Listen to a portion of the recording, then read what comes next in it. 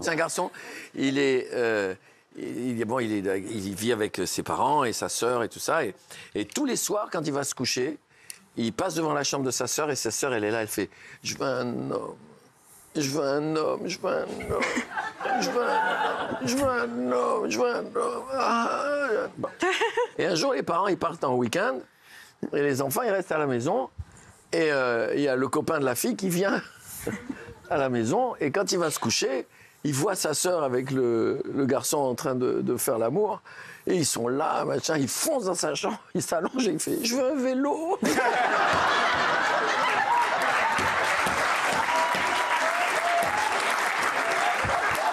Ces deux types, elle est dans un autre style. Elle est, on va dire, plus poétique. Ces deux types, ils sont bourrés. Et le premier, il fait ils sont au pied d'un lampadaire. Il fait tu sais quoi? Non.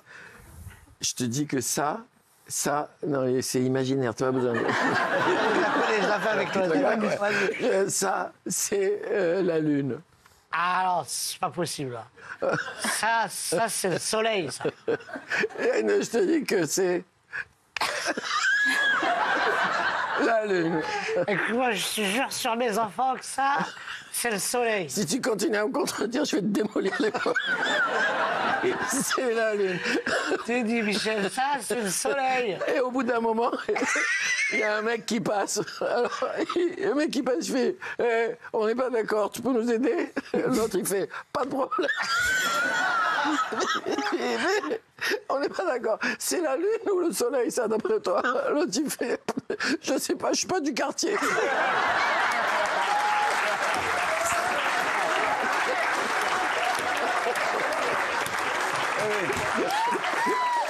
J'en ai une que j'adore, j'adore cette histoire, j'adore. C'est un type, il vient chez lui avec 3 femmes. Ah ouais. Ouais, 3 femmes. Okay. Et sa mère, elle fait, pourquoi tu viens avec 3 femmes? Elle fait, parce que je vais épouser l'une des 3, je voudrais que tu devines laquelle c'est. Un millième de seconde, elle fait, celle du milieu. Il fait, comment tu as deviné si vite? Elle fait, c'est la seule que j'aime pas. C'est pas la sacrée. J'adore. Elle est incroyable. C'est magnifique. J'en ai une qui se passe dans un zoo. Ah, vas-y, il me fait rire beaucoup. C'est un couple, ils arrivent, ils sont dans le zoo. Et tout d'un coup, ils passent devant la cage de l'ourang-outan, au dos argenté. Et alors, l'ourang-outan, il voit la femme, il fait... Oh. Oh. Oh. Le mari, il fait... T'as vu, t'as regardé? Il t'a regardé. Mais non, si, il t'a regardé. Attends, avance un peu. Elle avance près de la grille. L'ourang-outan fait... Oh. C'est extraordinaire, t'as regardé. Regarde, écoute, ouvre un peu ton chemisier, Mais ça va pas ou quoi? Mais il n'y a personne, ouvre un peu ton chemisier. Elle ouvre un peu le chemisier, l'ourang-outan, il fait... Oh.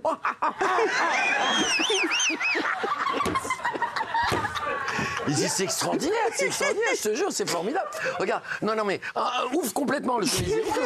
Mais non, t'es fou, il y a du monde. Non, il n'y a personne, ouvre le chemisier. Elle ouvre le chemisier, l'ourang-outan fait... Oh. Il dit, relève ta jupe. Mais ça va pas, relève ta jupe, on s'en fout, relève ta jupe, il n'y a personne. Elle relève la jupe, l'ourang-outan. Il tape partout, il rebondit. Même il aboie.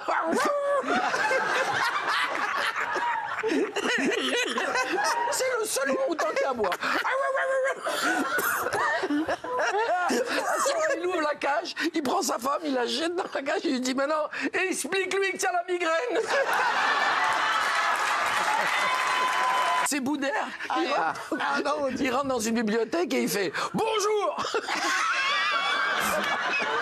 Je voudrais un coca, un hamburger et des frites. La bonne femme, elle lui fait, monsieur Boudère, on est dans une bibliothèque. Ah, pardon, alors je voudrais...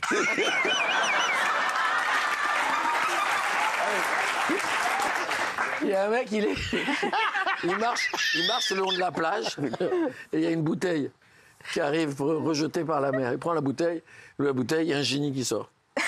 Il fait, tu m'as sauvé. Attends, pardon. Ouais. Tu m'as sauvé. Tu m'as sauvé. Qu'est-ce que tu veux? Donne-moi un vœu. Et le type, il sort une carte de France. Et il dit, tu vois, ça, c'est la France. C'est mon pays. Ce que j'aimerais, c'est que la France, ce soit le monde entier. que tout le monde entier soit la France. Pour certains, c'est un cauchemar, mais pour lui, c'est un rêve. Il fait, montre-moi la carte. Ouais. Il fait, tu sais, je suis pas un génie génial. Ouais. Je suis un génie de deuxième catégorie. Tu n'as pas une autre... Elle est très misogyne, cette histoire. Tu n'as pas un autre vœu? Il fait, oui, il n'y a pas de problème, un autre vœu. Tiens, regarde, il sort la photo de sa femme, il fait, regarde, tu vois, ce que j'aimerais. Ça, c'est ma femme. Ce que j'aimerais, c'est qu'elle soit comme ci, comme ça, et qu'elle arrête de m'énerver. Dis, donne-moi la photo. Il regarde la photo, il fait, redonne-moi la carte.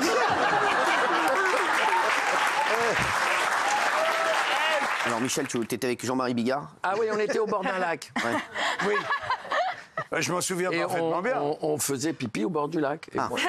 Et moi, j'ai dit, le fond de l'air est frais. Et Jean-Marie m'a fait le fond de l'eau aussi. Merci. C'est sur un tournage.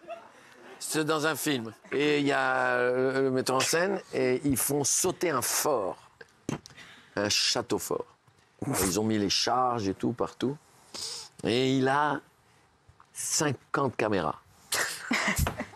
Et il fait attention, on va tourner. Annonce, première caméra, deuxième, attaque, 50e, clac, clac, clac. Attention, ça va sauter. Attention, action. Pum, château fort, il explose.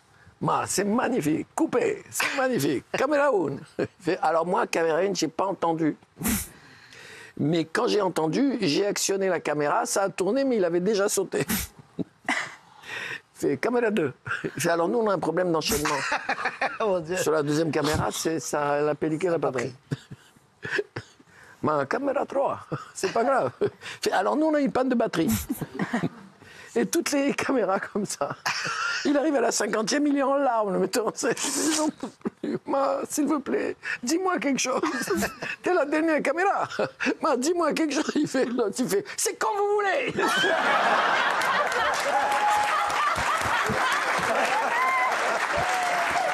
C'est un couple. Ils sont à l'hôpital. Et la femme est dans le lit. Elle est très mal. Elle est très, très mal. Et son mari, là, il adore et tout ça. Et elle dit, mon amour, viens, il faut que je te demande quelque chose. Il fait tout ce que tu veux, ma chérie, tout ce que tu veux. Viens. Il s'approche comme ça, elle lui dit, je t'en supplie, fais-moi l'amour encore une fois, une dernière fois. Il dit, ça va pas ou quoi, on est à l'hôpital, t'es avec des perfs, tes machins et tout ça, ça va pas. Elle fait, je t'en supplie, fais-moi l'amour une dernière fois, je t'en supplie, fais-moi l'amour. Bon, il va, il prend la chaise, il bloque la porte, il fait, on y va.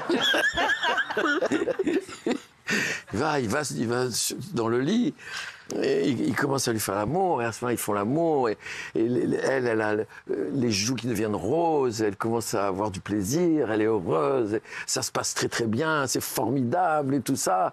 Quand ils ont fini, elle est là, elle arrache les perfs, elle se lève du lit, elle fait je suis en pleine forme, on rentre à la maison.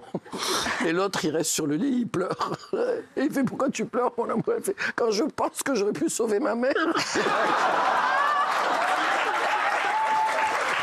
Il y en a une que j'aime beaucoup, c'est un type qui rentre dans une église ou une synagogue, on va dire une synagogue parce que c'est plus proche de moi. Et il voit un type dans la synagogue et il lui dit, vous êtes le shemesh. Le shemesh, dans une synagogue, c'est comme le bedeau dans une église, d'accord? Il fait, vous êtes le shemesh? Il fait, moi le shemesh. Le bedeau? Un bedeau. Nicolas. Le bedeau, celui qui fait le ménage et tout. Il fait, moi, le bedeau, tu prends pour un con, quoi. Tu veux que je te tape sur l'épaule?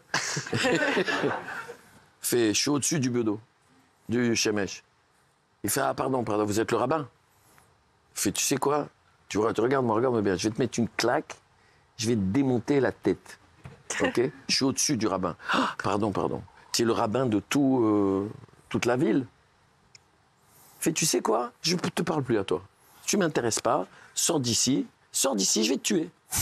Il fait, ah pardon, je suis au-dessus de tout le rabbin de toute la ville. Quoi, vous êtes le rabbin de tout le pays? Il fait, j'en peux plus de toi, va-t'en, je suis au-dessus du rabbin de tout le pays. À la fin, l'autre, il fait quoi? Tu es Dieu? Il fait, je vais te frapper, je vais te tuer, je suis au-dessus de Dieu. Mais monsieur, au-dessus de Dieu, il n'y a rien. Voilà ce que je suis. Il y a un restaurateur, Ouais. il a un cheval. Le cheval, il pleure toute la journée.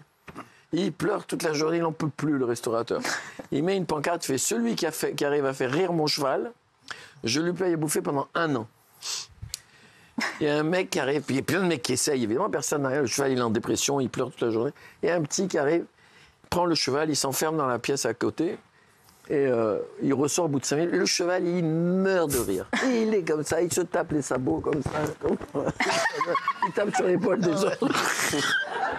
Et il rigole, il meurt de rire, Et il meurt de rire toute la journée, chaque fois que le petit rentre pour bouffer parce qu'il a gagné. Et il le regarde, il meurt de rire, il le fait comme ça, il rigole. Le restaurateur, il en a marre. Et il dit au petit, écoute, si tu arrives à le refaire pleurer, je préfère comme il était avant. Vraiment, refaire pleurer. Il prend le cheval, il s'enferme dans une pièce avec lui, il ressort, le cheval il est en larmes, il pleure toute la journée, il pleure. Le restaurateur il appelle le petit, il fait, dis-moi, comment tu as fait pour le faire rire? Moi, je lui ai dit que j'avais un sexe plus gros que le sien. Et il est mort de rire. Et pour le faire pleurer, tu as fait comment? Il fait, j'y ai montré.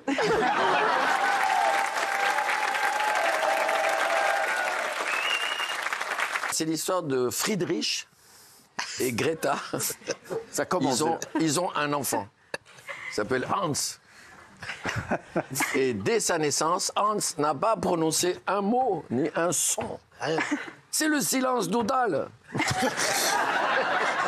Et ne riez pas trop, sinon je vais la rallonger pendant 2 jours. Mais on adore. Il faut que tu la rallonges. Allonge-la, c'est ça qu'on kiffe. Nous. Alors, ils vont voir le docteur Gruber. Le pédiatre. Le docteur Gruber examine l'enfant, il dit, cet enfant est formidable. Il n'a aucun défaut. Il repart. Et Hans, maintenant, a 2 ans. Il n'a toujours pas prononcé un mot. Rien, ni aucun son. Son. Alors, Friedrich et Greta vont voir le docteur Gruber. Ils disent, c'est anormal. Comment ça s'est fait? Je fais bien l'accent, moi. Hein. Comment ça s'est fait qu'il n'a pas prononcé un mot? Le docteur Gruber examine l'enfant, il fait, cet enfant est en pleine fourme. En fourme. Il n'a aucun défaut. Hans a 3 ans. Elle finit quand il a 13 ans. Hein.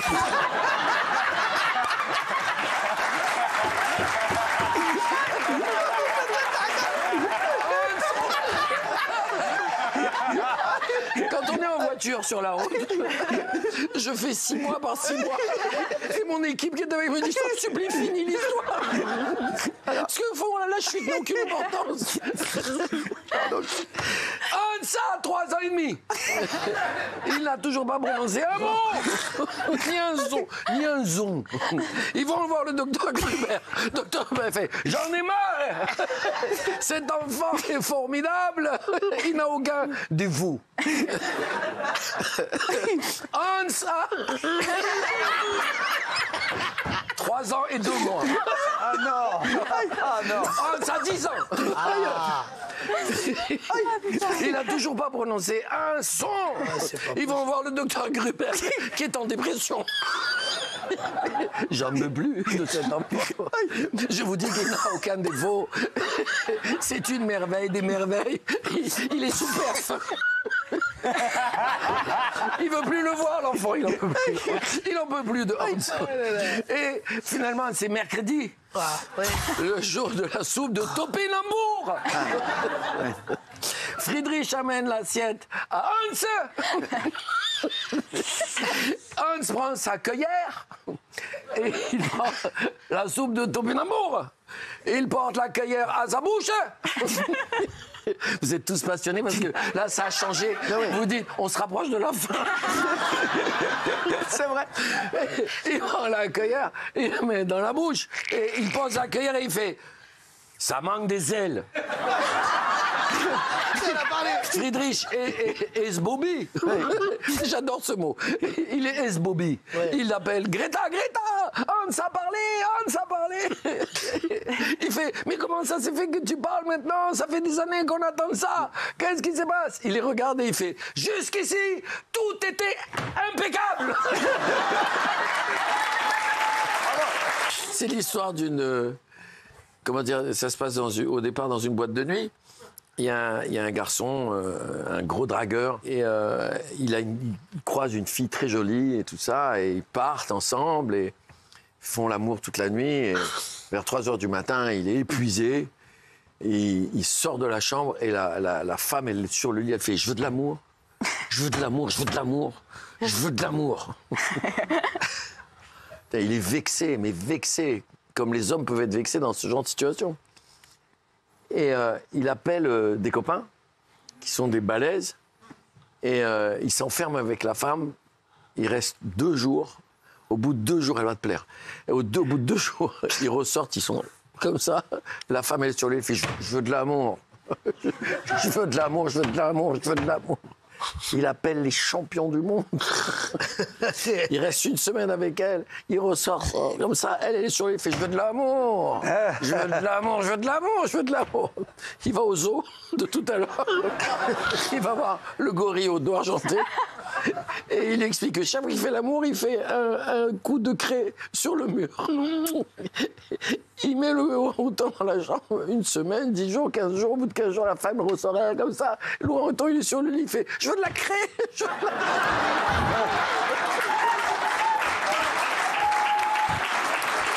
C'est Boudère et moi, on s'est installés en Belgique. Ah, j'adore. Et on est devenus belges et je suis dans le bar et avec côté de lui et je fais « C'est dingue ça, c'est incroyable ça ». Parce qu'on a pris l'accent, évidemment. Ouais, bah, c'est normal. C'est dingue ça, c'est dingue, c'est incroyable ça, je n'en reviens pas. Qu'est-ce qui se passe, Je vais te le dire. Attends, tu vas voir. de Dieu. Tu vas voir. Il a le miroir comme ça, il regarde, je regarde encore, mais c'est incroyable ça. Alors, pose-moi la question. Qu'est-ce qui est incroyable, monsieur? Je te dis, ce qui est incroyable, c'est que le type là, je le connais. Je suis sûr que je le connais. Alors Boudère, il prend le miroir, il fait « Montre voir ». Il prend le miroir, il fait « Bien sûr que tu le connais, c'est moi ». Ça se passe un peu avant la guerre, la Deuxième Guerre mondiale, et ça se passe dans un petit village où il n'y a que des juifs qui s'appelle un shtetl. Et ils apprennent que les nazis vont arriver pour les arrêter. Alors ils ont une grosse réunion et ils disent qu'est-ce qu'on va faire pour pas qu'ils nous attrapent. Il y en a un qui dit moi je pense que ça serait bien qu'on aille dans la campagne. Il fait non, dans la campagne ils vont nous chercher, ils vont nous trouver, c'est sûr. L'autre il fait bon, on va dans la montagne. Il fait mais non, dans la montagne aussi, ils vont voir que le village est vide, ils vont nous chercher dans la montagne. Et ils vont nous trouver, c'est sûr. Il y en a un qui dit, moi j'ai une idée géniale. On va se mettre dans le puits. On se met tous dans le puits. Ils nous chercheront jamais dans le puits. Et il y en a un qui dit, mais c'est pas possible, parce que si on est dans le puits, il n'y aura plus d'écho, parce que le puits il sera plein de nous. Et l'autre, il fait, c'est pas grave, on va faire l'écho nous-mêmes. Et ils se cachent tous dans le puits. Arrivent les Allemands. Et le colonel allemand, il fait « Il faut trouver les Juifs. On va tous les tuer. Il faut les trouver vite. » Ils vont dans le village, les soldats, ils font « Ils sont pas dans le village !» À ce moment-là, le colonel, il s'appuie sur la margelle du puits. Il fait « Comment ils sont pas dans le village ?» Alors les autres, ils font « Le village, le village, le village. » Il fait « Allez dans la campagne, peut-être ils sont dans la campagne. » La pagne, la pagne, la pagne. Ou alors, peut-être ils sont dans la montagne. Ah. Et il fait allez dans la montagne. Tous dans le puits, ils font tagne, tagne, tagne. Ou alors non, ils sont dans le puits. Et tous dans le puits, ils font tagne, tagne. Elle est très très bonne, ça, très bonne. C'est un moineau. Il est dans la forêt. Et tout d'un coup, il voit un éléphant. Il regarde l'éléphant, il fait « Je te veux. Je te veux, je te veux. C'est un coup de foudre, je te veux. Je te veux, je te veux. Je veux te niquer, je veux te niquer, je veux te niquer. » C'est plus drôle quand on emploie ce terme. Bien sûr, niquer, je veux te niquer. L'éléphant, il fait « Arrête, arrête. Regarde-toi, regarde-moi, tout nous sépare. C'est impossible. Je m'en fous, c'est un coup de foudre, je veux te niquer, je veux te niquer. Je veux te niquer. Au bout d'un moment, l'éléphant, il en a marre, il fait « Bon, bah vas-y. » Le moineau, il dit « Yes !» Il se met derrière l'éléphant. Et au-dessus, il y a un chimpanzé qui est là, allongé sur une branche, en train de manger une noix de coco. Et il fait « Je rêve. C'est dingue ce qui est en train de se passer. Je vois un moineau qui nique un éléphant. C'est extraordinaire. J'ai jamais vu ça. À ce moment-là, il rit tellement, le chimpanzé, qu'il lâche la noix de coco. Elle tombe sur la tête de l'éléphant. L'éléphant, il fait « Aïe !» Et le moineau, il fait « T'aimes ça, salope ?»